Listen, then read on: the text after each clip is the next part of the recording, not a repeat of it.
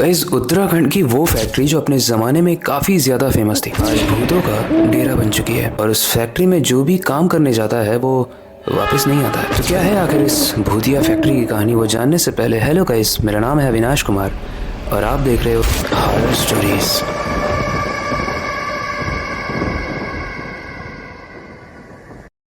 Shri Krishna industrial work, जहाँ पर सब कुछ परफेक्ट चल रहा था, वहाँ पर अब सब कुछ अजीब सा लगने लगा। किसी ने सुना था कि फैक्ट्री के अंदर अजीब सी घटनाएं हो रही हैं, अजीब सी आवाजें आती हैं, पर कोई भी इस बात पर ज्यादा बिलीव नहीं करता था। रवि एक नया वर्कर जो रिसेंटली इस इंडस्ट्री में ज्वाइन करता है, उसे बस ये सब एक पुरानी कहानियां लगती हैं और उसे ऐसा लगता है कि लोगों ने फैलाई हैं ताकि वो लोगों को डरा सके। रवि की पहले डे शिफ्ट थी, लेकिन ट्विस्ट कहानी में तब आता है जब रवि की नाइट शिफ्ट हो जाती है। उस रात जिस दिन उसकी पहली नाइट शिफ्ट थी, उसे कुछ अलग ही महसूस हो रहा था। पहली बार रवि ने जब अपने को-वर्कर से उस फैक्ट्री के बारे में पूछा तो उन्होंने बस इतना कहा, वहाँ कुछ तो है, तुम समझ नहीं पाओगे जब तक तुम खुद नहीं जाओगे। रवि सोचता है कि बस पुरानी कहानियां हैं जो लोग अपने बोर्डम को दूर करने के लिए बनाते हैं। लेकिन उस दिन जिस दिन रवि की शिफ्ट रात के 3 बजे हुई, उस दिन कुछ ऐसा हुआ जो रवि जिंदगी भर नहीं भूल पाया। रवि अपने काम में व्यस्त था, तभी वो एक स्ट्रेंज साउंड को सुनता है। उसे पहले तो लगा कि कुछ मशीन्स चल रही हैं, लेकिन जब उसने ध्यान से सुना तो उसे ऐसा फील हुआ कि ये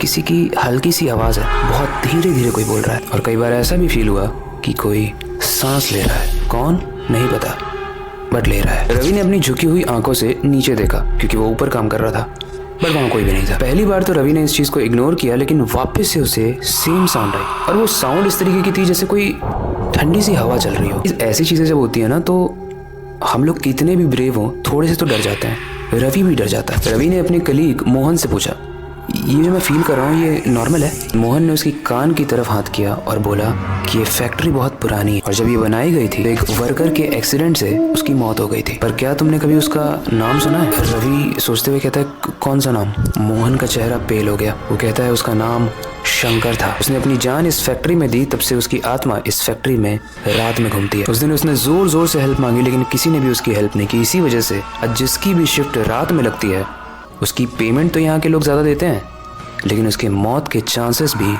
बढ़ जाते हैं उसी शंकर की वजह से। हर रात रवि को कोई ना कोई आवाज़ सुनाई देने लगी। कभी उसे किसी की प्रेजेंस महसूस होने लगी, कभी तो उसे ऐसा भी लग रहा था कि कुछ एक्स्ट्रा लोग भी काम कर रहे हैं जो कि जिसे वो टच नहीं कर पा रहा है। वो मरे हुए लोग हैं बट फिर भी काम कर रहे हैं। लेकिन रवि सोचता है कि शायद ये उसका वहम है। वो डे शिफ्ट से नाइट शिफ्ट में अभी रिसेंटली शिफ्ट हुआ है, इसकी वजह से उसके हार्मोन्स उस पर हावी हो रहे होंगे। वो अभी उतना फिट नहीं है, अभी मेंटेन कर रही है उसकी माइंड नाइट शिफ्ट को।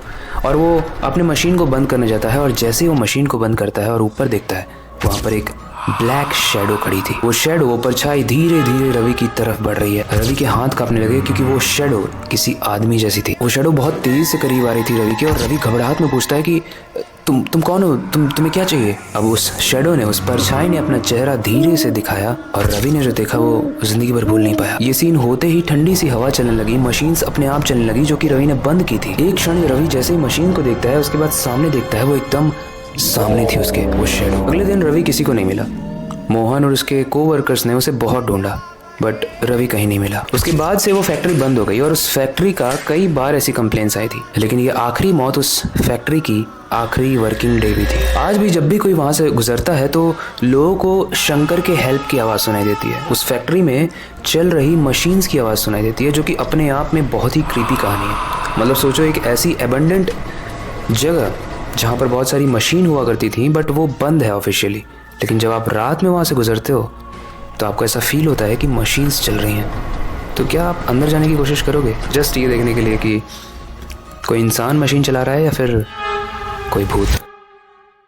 वेल, इस स्टोरी से रिलेटेड कोई भी फीडबैक हो आप कमेंट सेक्शन में बता सकते हो। आपके पास कोई न्यू सजेशन है वो भी आप कमेंट सेक्शन में बता सकते हो। वेल, वक्त आ चुका है इस स्टोरी को एंड करने का और नई स्टोरी पर काम शुरू करने का। लेकिन जाने से पहले मैं बस एक ही चीज़ कहना चाहूँगा, अपनी क्यूरियोसिटी को डाई मत होने देना। नई चीज़ें सीखते रहना, अपने बेड के नीचे और खिड़की के बाहर ज़रूर देख लेना। मिलते हैं अगली वीडियो में।